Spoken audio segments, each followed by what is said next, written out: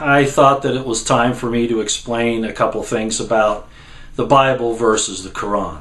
But I was on the Santilli show the other night, and as a matter of fact, the link on that is below. But I realized that people really don't understand what's going on, not just the millennials of today, and I'm talking about the generation coming up that, have their headphones on and aren't listening to anything else in the world, that think political correctness, worrying more about Mexican food being served at a university is more of a horrible crime than the beheading of Christians.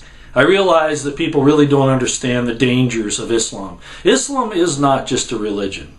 It is a political movement that wants domination in the world. Now, how does that differ from the Bible? In a lot of ways. First of all, the salvation that's talked about in the Bible is significantly different than domination by a particular group. All right? The significant difference is the salvation that is offered in the Bible as compared to the domination that is forced on you in the Quran. I'm a historian. I've studied the scriptures, I've studied the historical context in the Bible, both the Old and New Testaments, and I understand that they are not the infallible Word of God like so many Christians would like to have you believe, and Jews for that matter. There are many problems. But overall, the overarching principle in the Bible is salvation, loving kindness. Yes, you do suffer when you do the wrong things, but it's not a commandment that you must believe. It's more of a conversion of the heart, the awe of discovery of a spiritual truth in a system of liberty, not force.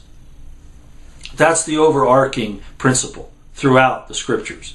Yes, in the Bible it does say in Isaiah that the Lord shall make an end to all nations, and that all the kingdoms of this world will become the kingdoms of Christ and God. I understand that. But it's the way that it comes about. The requirements of the adherents of that faith, how they act, that's so different. I'm not going to spend a lot of time on that because I think most people have a pretty good grasp of that. What's important today, the purpose of this video is kind of an addendum to my last one about what our military is aiding and abetting in the world, the evil that it's aiding and abetting in reality, the whole entire military-industrial complex. And part of the tool that it's using is this situation with Islam. And I'm not going to go through a whole history of that. I just want to say a few important things. First of all, Islam appeared on the scene in about 600 AD. It was brought about through, purportedly, Muhammad the Prophet. Whatever Muhammad stood for and what he did, that religion that he did then is not the religion today. And there will be people that will argue that day in and day out. But that is the way things progress in all situations. There's always a divergence. And proof of that in the Islamic religion is the disagreement. Indeed, the blood feud between the Shiites and the Sunnis, between those that believe that the leadership of the Islamic political movement and religion should fall either in the hands of the relatives of Muhammad or basically his right-hand man, who wasn't a relative. That's the whole argument. So we see this rift right from the beginning. Now, I mentioned in the Santilli show the other night, Satanic Verses by Salman Rushdie, and the important thing to understand about that is that it shows that Muhammad had a side that, and there are disagreements over whether what he said about this vision he had with the three female spirits that were actually a part of God's organization, even maybe a part of God, what they told him was actually from Satan. Frankly, I found it to be not that myself, but that's the basic concept because of the way Islamic people look at Allah and about God in general. Salman Rushdie talked about those verses and the fact that they were written by Muhammad. The point of me bringing that up is again, there's this rift in the religion that us Christians don't have anything to do with. Okay? So there's a problem in Islam already. But I want to get back to this main thing because it is so important. The main thing being that it's not just a religion. It's not just, if it is at all, a spiritual system. It is a political movement that requires its adherents, its followers, to do three things. Admit that Allah is God, that Muhammad is his prophet. That's a requirement.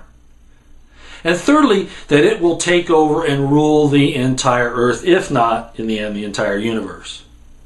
Philosophically, God does rule the entire universe. But how does this get brought about?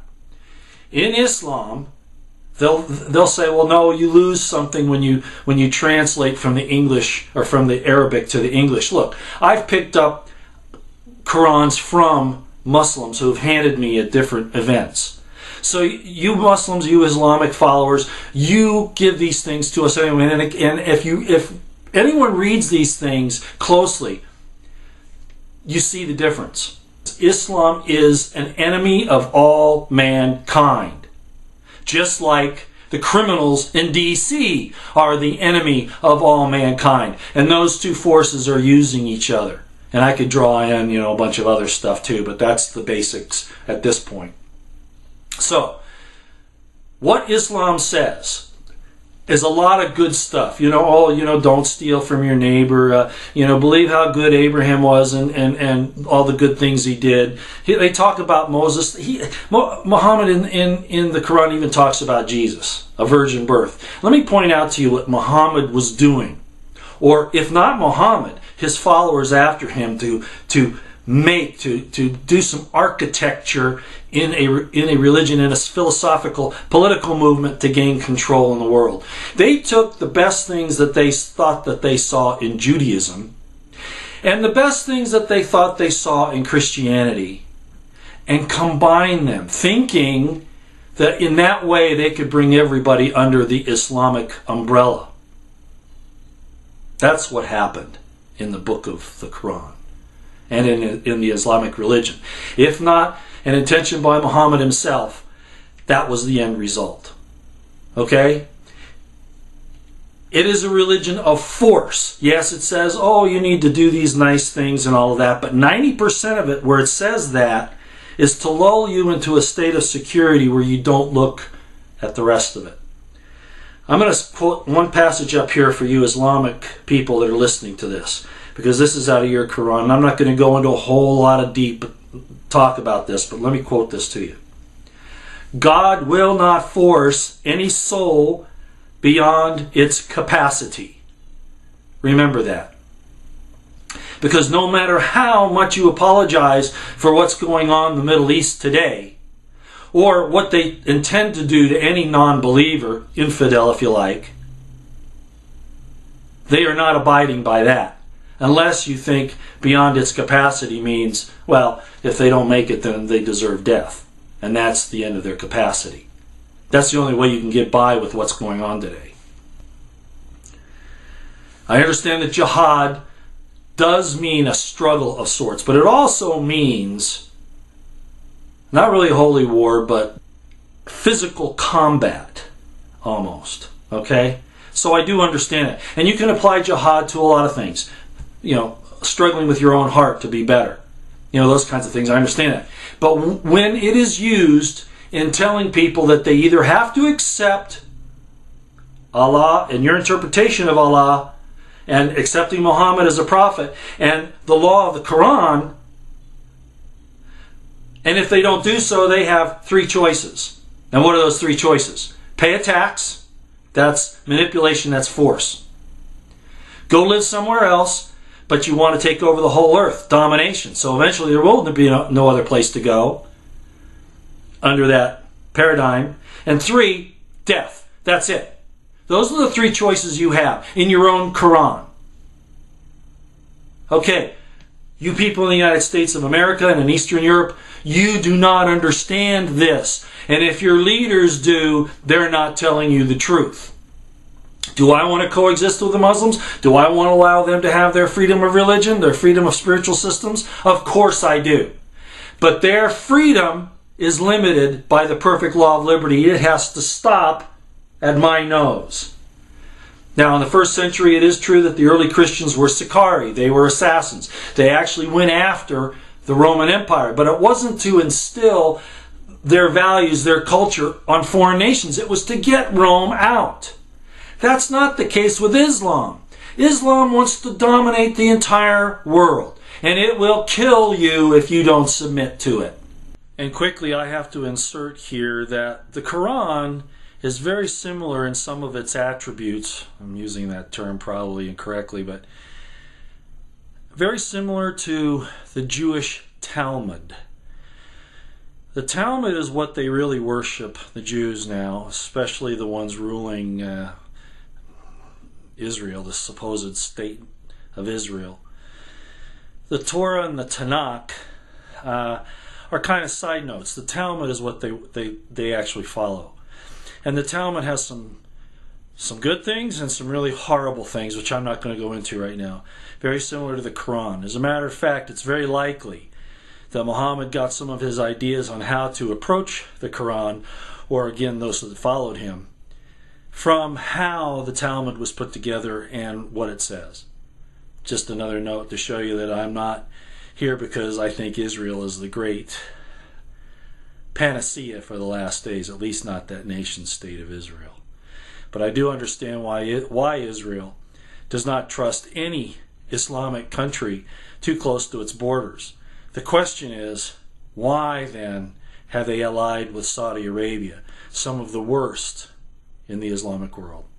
So, the bottom line here is this. The United States, the military-industrial complex, intelligence complex, all of that has found something that they can use for perpetual warfare. And even though it started back in around 600 AD to morph into what it is today, or just to be carried through, starting in about the First World War with the whole story of T.E. Lawrence, the Lawrence of Arabia, and then the dividing up of the Arab world into all these countries, we had set up a system by the demons in D.C. and the demons in Europe, supposed leaders, to cause a situation that would bring about perpetual warfare. Order out of chaos, that same old thing. Not peace, mind you. Not peace. So now what we have now is a situation where Islam has gone crazy. By the very words in the Quran, there is no such thing as a moderate Muslim, whatever that means. Okay, whatever it means by the people that invented this, it does not mean that they will allow you to live if you do not accept their religion and their political order. So now Americans and Eastern Europeans, actually everybody in Europe, you're going to have to decide. Your leaders are taking you down a road, forcing you to accept people into your countries under the pretense that they're refugees from a war which, as a matter of fact, the people in D.C. started. And in Europe started. So in that regard, there is some responsibility. But not to bring somebody who wants your death and destruction into your country. If they need aid, develop a place somewhere in the Middle East and send it to them there. Islam is the enemy of mankind. Islam is the satanic concept that was fought against by God in the beginning, where He wanted us to have free agency. Islam is a religion, is a political system that if you do not give it your complete and undying allegiance, they will kill you. That's what it is. Nothing more, nothing less. Couched in very nice, wonderful terms about how you should treat your fellow man. But when it comes to accepting Islam, again, you go back to those three choices, and there are no others. Domination is the end game over your body, mind, and soul. And they've shown that in what they've done to the Christians in Syria, Iraq,